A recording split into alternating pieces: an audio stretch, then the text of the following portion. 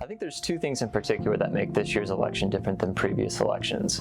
The first, of course, is that we're voting in the middle of a global health pandemic, and the second is the presence of Donald Trump as the incumbent president. In a lot of ways, Donald Trump is unique in American politics in his ability to dominate the political conversation. One thing we're seeing due to the global health pandemic is that Americans are voting in different ways. So more than in previous elections, we're expecting to see Americans vote by mail-in ballots, so absentee ballots. And so that's likely to be something that's unique about this election. So it's possible that we might not know the result of the election on election night. And one of the reasons that we might not know the result is because of the number of absentee ballots that we expect to be counted. So some states are not allowed to count their absentee ballots until the day of the election. And this is true in places like Michigan and Wisconsin, both of which are key swing states. And so the process of counting these ballots takes time, and this is a normal reason that we might not know the result of the election on the night of the election. So there have been cases in American history where we haven't known the result of the election. Probably the most notable was the 2000 election between George W. Bush and Al Gore, which of course extended for a long period of time due to court challenges pertaining to the outcome of the election itself.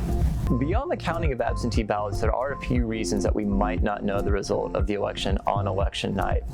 And one of those is the potential for candidates to challenge the result of the election in courts.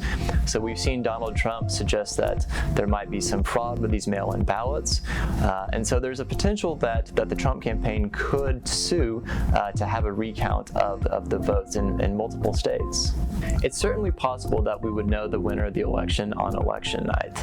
If one of the two campaigns is up by a significant margin, especially in the key swing states, I think many people would feel comfortable calling the race for either Joe Biden or Donald Trump. So with so many Americans wanting to vote by absentee this year, there's been a lot of concern about the potential for voter fraud. Most political science research suggests that this is no reason for worry. In fact, most absentee ballots have no fraud whatsoever. And so really the bigger concern is the perception of fraud.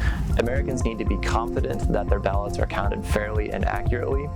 So there's lots of concern about the 2020 election. Right? We're living in very strange and trying times, and there's a lot of anger in the electorate. And people can oftentimes get discouraged by what's going on in the world of politics. But I think the encouraging thing is that people are translating their anger and their frustration into participation. And it's always a good thing when Americans participate in the political process. So there's a lot of cynicism in today's politics, but it's important to remember that despite this cynicism, we should participate in the process. And this is particularly important for college-age students. A lot of times college-age students think that politics doesn't affect their lives, but the choices politicians make now have important implications for our future. So things like the air we breathe or the water we drink. For college students, right, you're probably concerned with paying off student loans. A lot of these are loans from the federal government, and so the leaders that we choose play an important role in determining how our lives play out in the future.